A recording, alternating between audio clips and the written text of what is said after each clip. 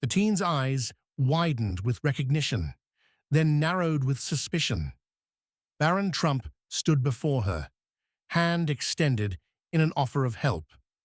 But as the words left his mouth, something unexpected happened, something that would change both their lives forever.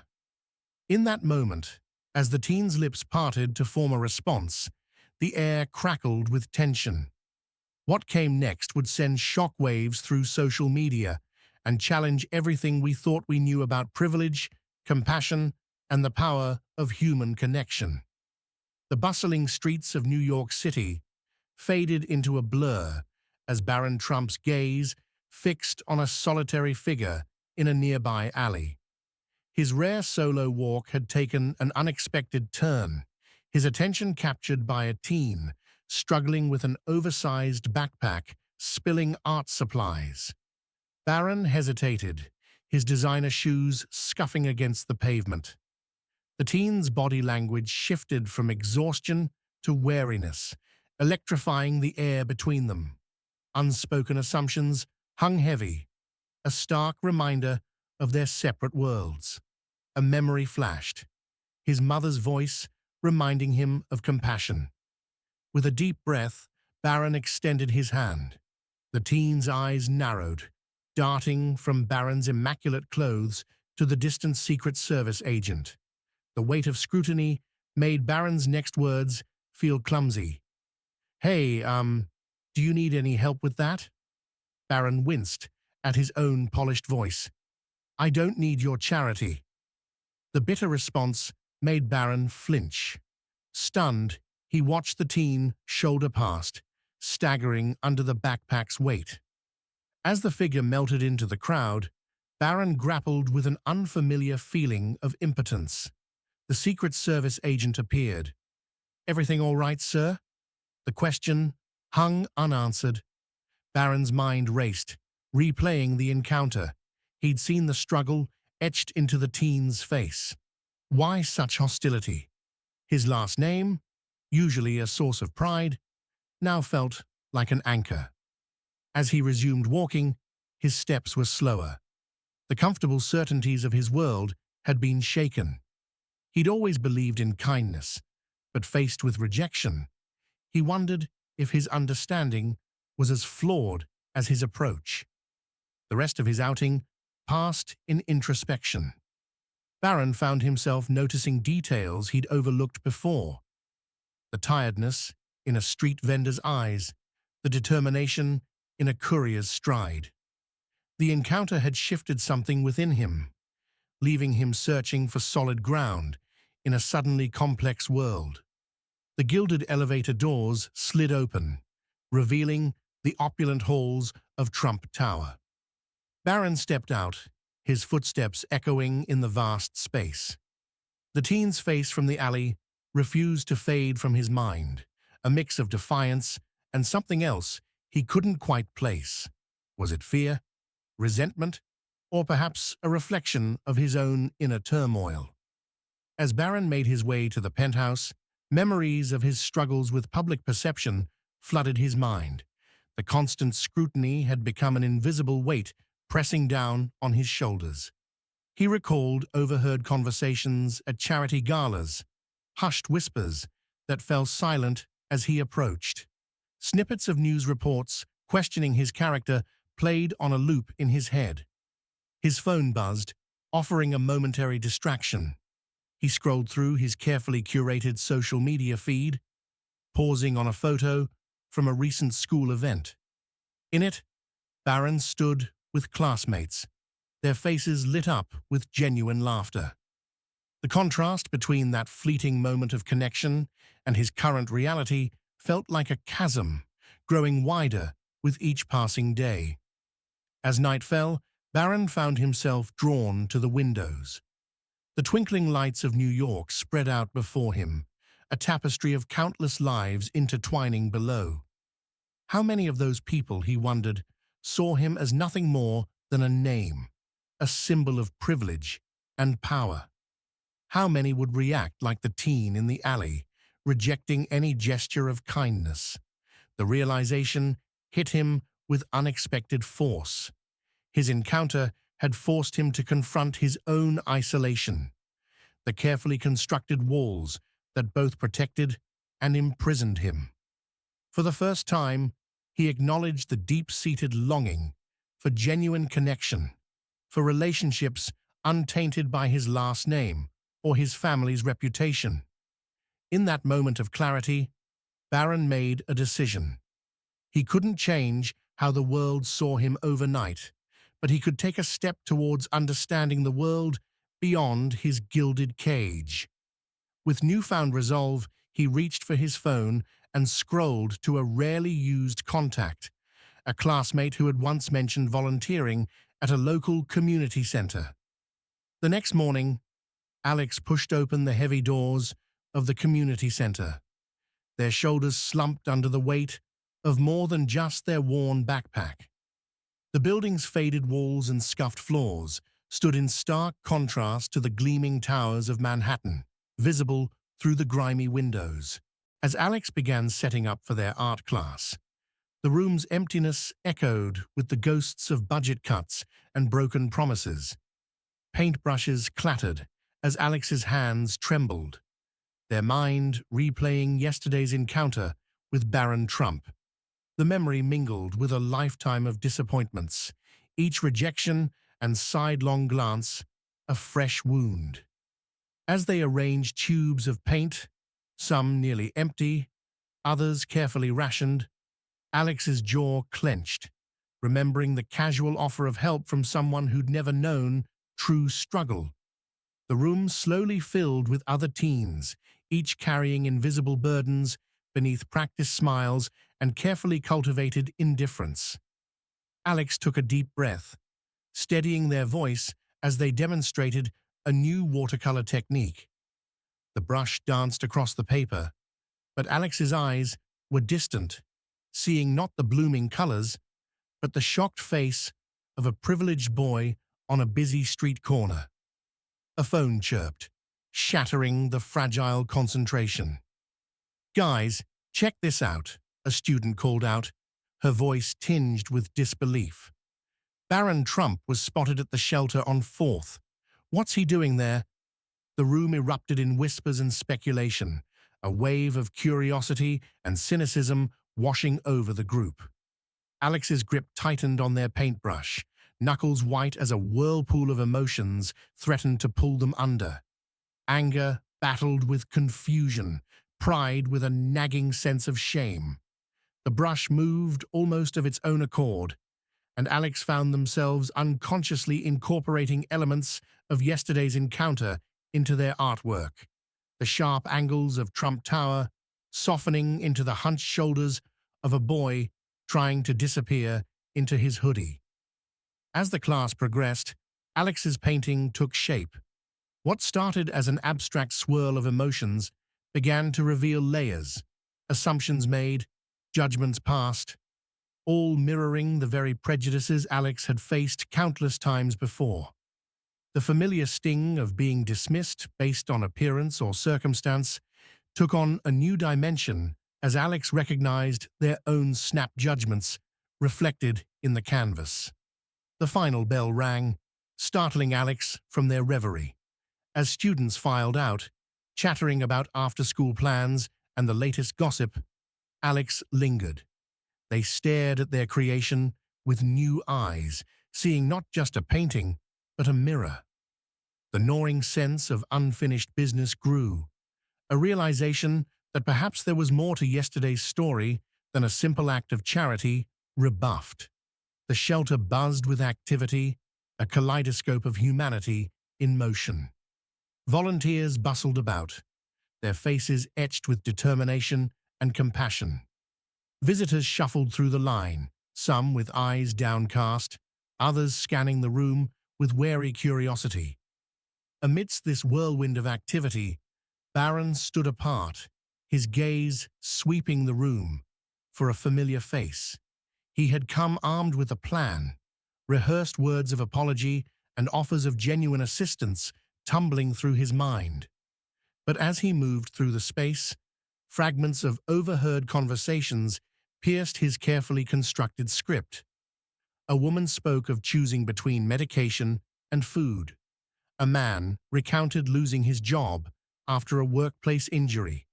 Each story chipped away at Barron's preconceptions, revealing a world far more complex than he had imagined.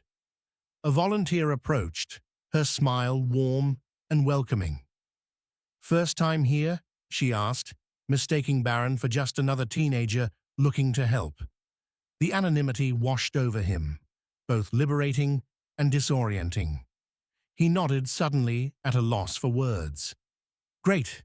We can always use an extra pair of hands. Why don't you start at the serving counter?"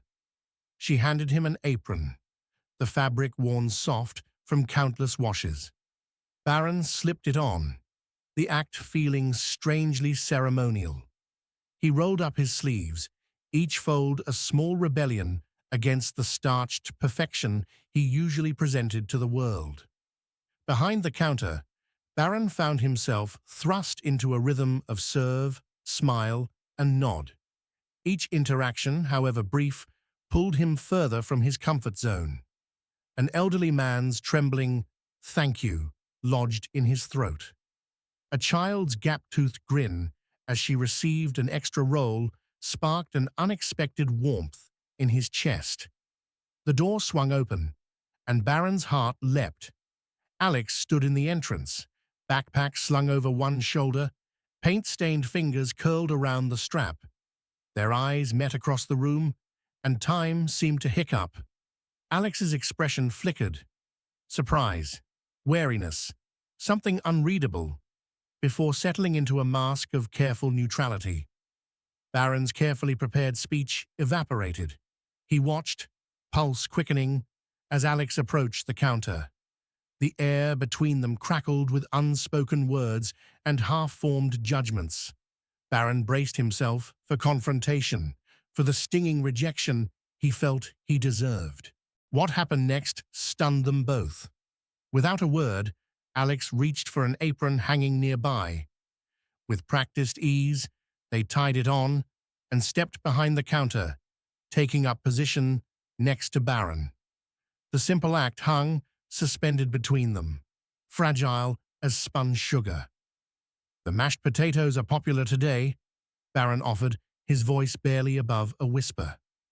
Alex nodded, a ghost of a smile playing at the corners of their mouth. "Good to know." Side by side, they fell into an awkward dance of ladling and serving. Elbows bumped, mumbled apologies were exchanged. But with each passing minute, the initial tension began to soften. Barron found himself sneaking glances at Alex's deft movements, the confident way they interacted with the visitors. Alex, in turn, seemed to relax incrementally, their rigid posture easing. As the dinner rush slowed, Barron gathered his courage. "I'm sorry," he said softly, eyes fixed on the ladle in his hand. "For yesterday, I didn't mean to—" Alex cut him off with a shake of their head. "Not here," they said, but their tone held more weariness than anger. Maybe we can talk after." The art room hummed with quiet energy, a stark contrast to the bustling shelter kitchen. Barron's fingers trembled slightly as he gripped the unfamiliar pencil, its weight foreign compared to the ladle he'd held just hours before. He glanced around, acutely aware of the whispers and stolen glances from the other students.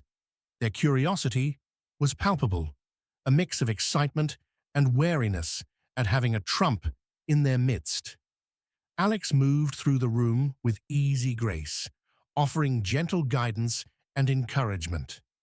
Their path seemed random, but Barron sensed the inevitable approach. He hunched over his paper, willing his hand to create something, anything, that wouldn't betray his inner turmoil. The blank page mocked him.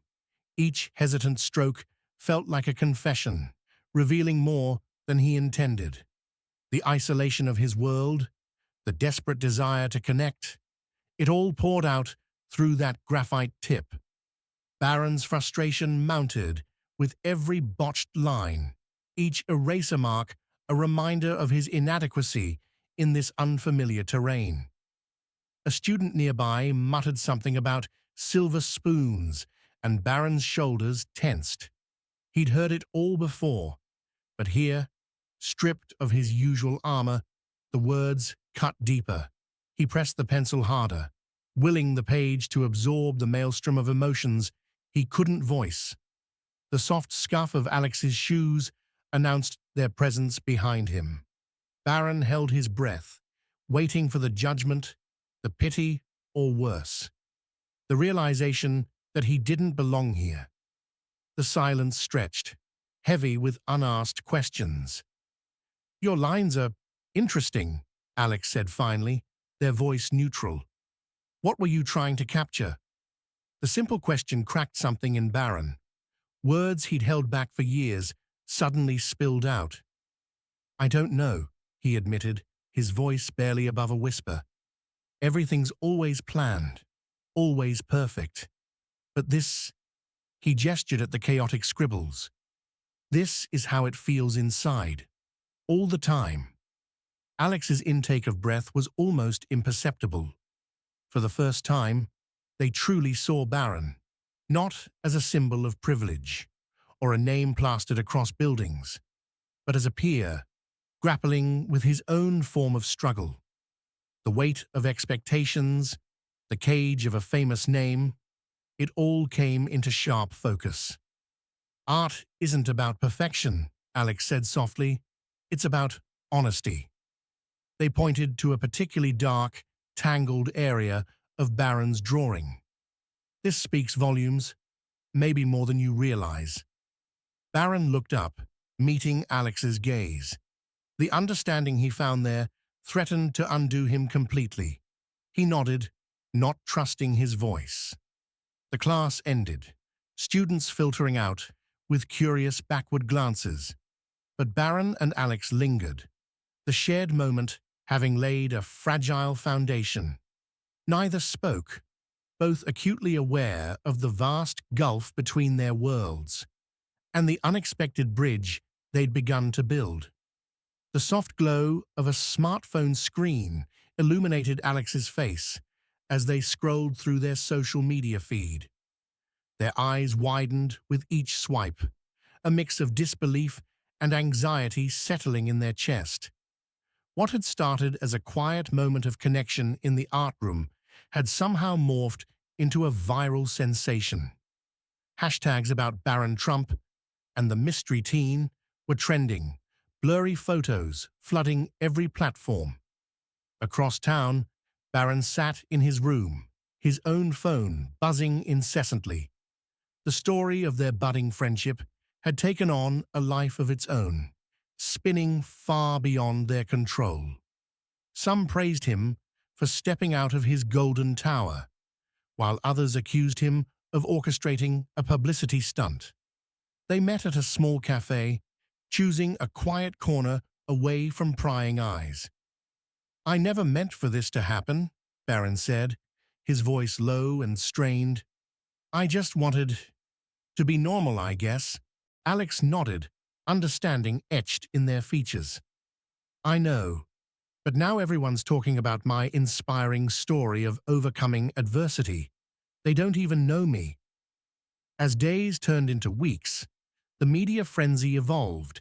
What had started as sensationalized headlines shifted into deeper discussions about privilege and empathy. Barron and Alex found themselves thrust into roles they never expected, reluctant symbols of bridge building in a divided world. Behind the scenes, their friendship deepened. They continued to meet at the community center, finding solace in the act of creation. The art room became their sanctuary, a place where labels fell away and they could simply be themselves. They shared quiet conversations about their hopes and fears, the pressures of their vastly different lives, and the unexpected common ground they'd discovered. At home, their families grappled with the attention in their own ways. Barron's parents increased security measures, while Alex's mother fielded invasive questions from neighbors suddenly interested in their lives. Both sets of parents worried about the impact on their children, but couldn't help but see the positive change this friendship had brought about. The gala buzzed with excitement, a sea of designer gowns and tailored suits mingling beneath crystal chandeliers. Barron Trump and Alex stood at the edge of the stage, their artwork displayed prominently behind them. The pieces told a story of transformation. Barron's once chaotic scribbles now formed a cohesive landscape of New York City, while Alex's canvas exploded with vibrant colors and intricate patterns that seemed to dance off the frame. Months of hard work had led to this moment. Their initiative, Art Bridges, aimed to bring quality art education to underfunded schools across the city. What had started as a chance encounter on a busy street corner had blossomed into a friendship that defied expectations and now promised to change lives. Barron's gaze swept across the room, taking in the eclectic mix of attendees. He spotted celebrities posing for photos, politicians engaged in hushed conversations, and community leaders mingling with students from Alex's art class. The contrast was stark, yet somehow, in this moment, the divisions seemed to blur. His parents stood near the back, their presence both comforting and nerve-wracking. Despite the time that had passed, Barron knew that every move he made was still scrutinized, every word passed for hidden meanings. He took a deep breath, reminding himself why they were here. Alex's hand trembled slightly as they reached for the microphone. Barron noticed and gave a reassuring nod. He remembered the Alex he'd first met, defensive, guarded, and bristling with barely contained anger. The person beside him now stood taller, more confident, but still carried that spark of determination that had first caught Barron's attention. As they began to speak, their words flowed together with an ease that surprised even them. Barron spoke of privilege and the responsibility it carried, while Alex described the transformative power of art in their own life. They finished each other's sentences, their genuine friendship evident in every exchange. "We believe that creativity isn't a luxury," Barron said, his voice steady but charged with emotion. "It's a vital tool for self-expression and understanding." Alex picked up the thread seamlessly. Every kid deserves the chance to pick up a paintbrush and discover their voice. Art Bridges isn't just about teaching techniques, it's about opening doors to new possibilities. The audience listened, captivated. Here were two teens from vastly different worlds, standing united in a vision that transcended background and social status. As Barron and Alex outlined their plans for art programs, mentorship opportunities, and community exhibitions, the energy in the room shifted.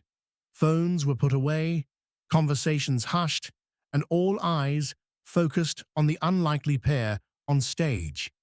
When they finished speaking, the room erupted in applause. Promises of support and funding poured in, far exceeding their initial goals. Barron felt a wave of relief wash over him, mingled with a sense of purpose he'd never experienced before. As the night wound down, Barron and Alex found a quiet corner away from the crowd. They stood in comfortable silence, watching as the last of the guests filed out. "Did you ever imagine we'd end up here?" Alex asked, a hint of wonder in their voice.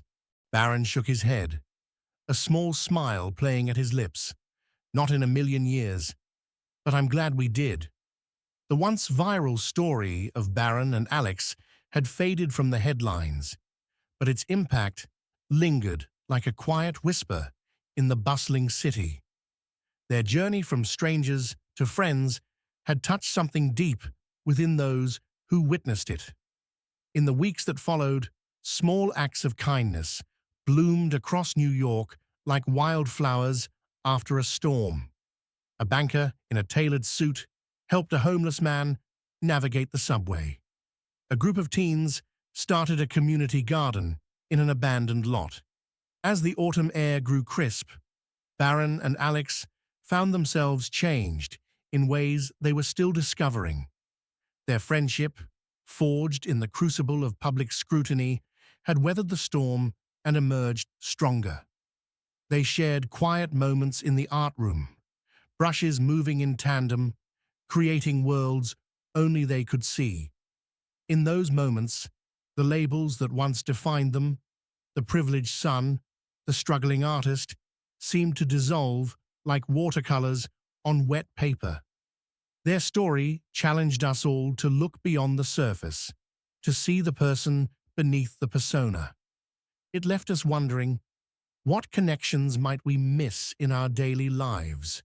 What bridges could we build if we dared to reach out, to listen, to understand? As the city hummed around them, Barron and Alex continued to paint their answer, one brushstroke at a time.